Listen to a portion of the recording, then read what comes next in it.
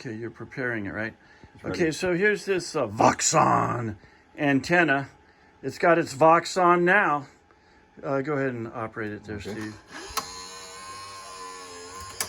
All right, that's great. And because this is a simple polarity reversing one, not fully automatic, you hear the clutch at the end. Go ahead and bring her back in. That reminds the guy to take his finger off the button. In any case, hey, take it out again. Let's see if they can see the difference here. Okay, so this actually had a wood screw in the in this section of the antenna trying to hold it together.